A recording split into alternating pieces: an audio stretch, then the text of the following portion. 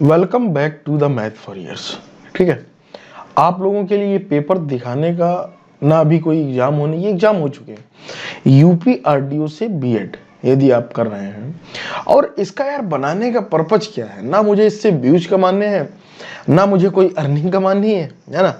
केवल मेरे एक दिमाग में आया क्योंकि यूपी आरटीओ का आप बीएड के विषय में अगर आप सर्च करें तो आपको सबसे पहले मेरा ही चैनल दिखेगा, जिससे जानकारी, क्योंकि यार मुझे भी एक साल पहले कुछ नहीं पता था। मैंने खुद से रिसर्च किया, सब पता किया, और मैंने खुद वहां से बीएड कर रहा हूँ।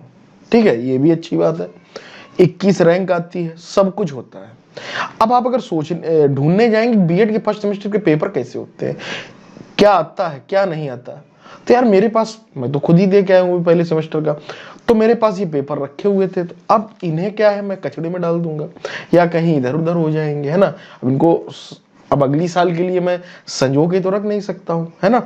तो मुझे लगा जब मैं खुद एक यूट्यूबर हूँ तो मैं इसको प्लेटफॉर्म पर डाल देता हूँ अपने। ठीक है, कभी भी मैं कहता हूँ आज इसमें 10 व्यूज आएंगे, कभी कोई बच्चा अगले साल या और अगले साल देखना चाहेगा कि किस तरीके से क्या एग्जाम आता, पैटर्न क्या है, या अभी जो बच्चे करने की सोच रहे होंगे कि बीएड इससे किया जाए, तो उनके लिए बहुत बेस्ट रहेगा, है ना। तो समझते हैं किस तरीके से पेपर आता। अभी कल ही पेपर ये खत्म हुए हम लोगों के। ठीक, तो 3 सब्जेक्ट थे, एक प्रैक्टिकल था पहले सेमेस्टर में। सेमेस्टर वाइज प्रक्रिया, इस बात को समझ लें। जो लोग नए हैं उनसे मैं रिक्वेस्ट करूंगा कि आप लोग चैनल को सब्सक्राइब करें, लाइक करें, शेयर करें और बेल आइकन जरूर दबा लें, क्योंकि चैनल पर कोई फर्जी वीडियो आप नहीं देंगे। जो काम की बात होगी उतनी बात होगी, है ना। चलिए देखते हैं। तो ये रहा पेपर। ठीक भाई, bachelor in education December 2021 semester wise इसमें पेपर होते हैं। और भाई साहब इस तरीके 3 घंटे का पेपर होता है। मैक्सिमम मार्क 70 के हैं। ठीक है, और आई थिंक 30 नंबर आपका इंटरनल होता है, और 3 पेपर होते हैं पहले सेमेस्टर में, और दूसरे में जो है 4 होते हैं, तीसरे में 5 होते हैं, इस तरीके से होते हैं। ठीक भाई, ये देखिएगा 3 आवर्स का पेपर है। खंड का से 3, खंड खा से 5, बस यही करने होते। कुल 8 प्रश्न के आपको उत्तर देने होते हैं।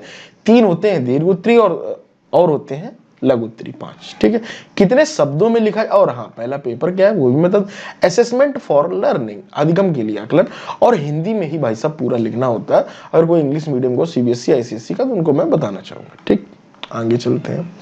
बस यहाँ पर क्वेश्चन आपको लिख जाएंगे, लेकिन बाद बाकी आपको लिखना जो है हिंदी में ही होगा, या आप इंग्लिश में भी लिख सकते हैं, ऐसा कुछ नहीं है। लेकिन वही है कि बुक्स वगैरह जो हम लोगों को प्रोवाइड कराई जाती है वो यूपी आरटीओ खुद देता है, यूनिवर्सिटी खुद प्रोवाइड कराती है, ये भी मैं आपको बता दूं। ठीक है, तो वो जो प्रोवाइड कराती है भाई साहब, तो उसमें हिंदी ही मिलता है, इंग्लिश मिलती ही नहीं, इस वजह से मैं आपको बता रहा हूँ। ठीक है, what do you mean to assessment, इस तरीके से क्वेश्चन आते हैं। आकलन उद्देश्यों का वर्गीकरण, मैंने ये 3 क्वेश्चन किए थे, फर्स्ट, थर्ड एंड फिफ्थ। ठीक है, तो कितने होते हैं, कितने में से कितने करना, ये है आपको। ठीक है, कितने क्वेश्चन मिलते हैं, 1 2 3 4 5, 5 में से भाई साहब आपको 3 करने होते हैं। ठीक है, 5 क्वेश्चन मिलेंगे लघुत्तरी दीर्घोत्तरी सॉरी, और उसमें से 3 करने होंगे। और इधर शायद, और इसके बाद अगर आप देखें खंड खा आएगा आपका, जिसमें से आपके क्वेश्चन होंगे 6 7 8 9 10 11 12 13 14। 14 क्वेश्चन में आपको 6 से 14। ठीक है, तो आपकी क्वेश्चन कितने हो गए, है ना। तो 8 से 9 क्वेश्चन ये होते हैं, इसमें से आपको 5 करने होते हैं, है ना। तो आप ये देख सकते हैं, आपके सामने पूरा पेपर मैंने रख दिया है, ये क्वेश्चन है। ठीक है, अभी आपको नहीं समझ में आए, जब आप एग्जाम देंगे समझ। वर्तमान समय में सुधार की आवश्यक है, ये मैं धीरे धीरे स्क्रॉल करता हूँ। ये पहला पेपर हो गया। ठीक, ये आप देख लीजिए, इसी से मिलते हुए आएंगे, और सभी को लिखना होता है। ठीक है, हम लोगों ने जो दीर्घ उत्तरी थे वो 4 पेज लिखे थे, और जो लघु उत्तरी थे 2 या 1.5, जैसा भी आप लिख पाए, है ना, जैसा भी आप समझ पाए। चाइल्डहुड एंड ग्रोइंग अप दूसरा, ये सभी आप देखेंगे तो सीडीपी के ही क्वेश्चन, चाइल्ड डेवलपमेंट, उसी से रिलेटेड, पेडागोगी से ही रिलेटेड पूरा पेपर आता है, और बीएड पूरी पेडागोगी पर ही डिपेंड है, इस बात को भी आप समझ लें। ये पहला पेपर होता है, वो शायद तीसरा था। ठीक है, 770 का ये भी होता है, और सभी के प्रारूप वही है, 3 करने हैं। ये देखिएगा, इसका भी पेपर थोड़ा सा मैं आपको दिखा दूं। शिक्षा मनोविज्ञान के कारवाद, स्कूल का संक्षेप में वर्णन कीजिए, ये सारी चीजें, आंतरिक और बाह्य प्रेरणा की व्याख्या कीजिए, सब कुछ आपको दिया हुआ है। ठीक भाई साहब, थर्स्टन का समूह कारक, मानसिक स्वास्थ्य, है ना, ये देखिएगा। ठीक, मैं दिखा दे रहा हूँ आप लोगों को, जिससे आपको कोई टेंशन नहीं। ये हो गए लघुत्तरी सभी, और अभी अगला पेपर आ गया। ठीक है। दूसरा है कंटेम्प्रेरी इंडिया एंड एजुकेशन, समकालीन भारत एवं शिक्षा। ठीक है, और इसके भी वही पैटर्न है, सेम पैटर्न। ये क्वेश्चन होंगे आपके, वर्तमान परिचय में शिक्षा का क्या अर्थ है, ये सारा कुछ आपको दे दिया गया है। तो ये पेपर केवल आप लोगों को यही दिखाने किस तरीके का पेपर आता है, कैसे आता है, वो मैं आपके सामने रख रहा हूँ। जो लोग इससे बीएड करने चाहते हैं, अभी फॉर्म आने वाला है, जैसे ही फॉर्म आता है सबसे पहले आपको इस चैनल पर प्रोवाइड कराया जाएगा इन डिटेल पूरा उसका जो फॉर्मेट आता है, किस तरीके से फॉर्म भरना है। आपको कहीं सरकारी रिजल्ट मिलेगा नहीं, इनकी खुद की वेबसाइट है, यूनिवर्सिटी ऑफिशियल, आप सर्च कर सकते हैं UPRTEO, इसका फुल फॉर्म है उत्तर प्रदेश राजसी टंडन ओपन यूनिवर्सिटी। ठीक, इसके 2-3 वीडियो डले हुए हैं, एक मैम है उन्होंने बताया, मैंने खुद बताया है, अब आप देख सकते हैं वो वहाँ पर जाकर। ठीक है, मैं आज हो सकेगा तो उसकी प्लेलिस्ट भी बना दूंगा आप लोग। गांधी जी की बेसिक शिक्षा, टैगोर के गिज्जू भाई, इनका बहुत इंपॉर्टेंट रोल है, यथार्थवाद प्रगतिवाद, सब कुछ देखिए, पर्यावरण संरक्षण में भूमिका है ना, शिक्षा में उदारीकरण, निजीकरण और वैश्वीकरण, ये है पूरा पैटर्न। ठीक भाई साहब, सेमेस्टर वाइज ये बता दिया।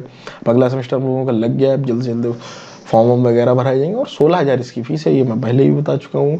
और इसके अलावा कोई अतिरिक्त शुल्क नहीं लगता, और हर जगह वही 10 इसके स्कूल हैं, सब कुछ बातें मैंने आपको बता रखी।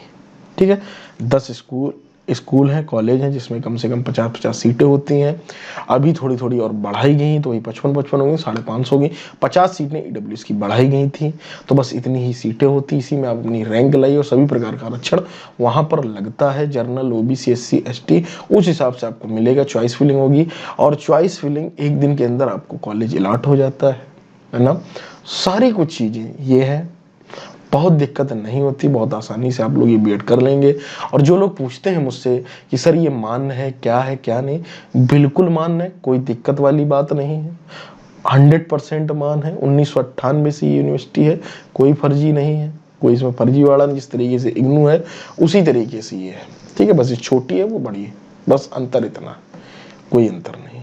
ठीक है, बाद बाकी वही एलिजिबिलिटी, अगर आप इसकी मुझसे पूछें तो एलिजिबिलिटी वही है कि आप कोई ना कोई कोर्स कर रखा हो NCTE से, ये मान्यता है इसकी, तब आप बीएड कर पाएंगे। मतलब आप सोचिए कि BSc करके अगर आप इससे करना चाहते नहीं कर सकते। ठीक है, मान लीजिए आप प्राइमरी में टीचर, आप बीएड करना चाहते हो तो कर सकते हैं, है ना। ये है पूरा सिस्टम।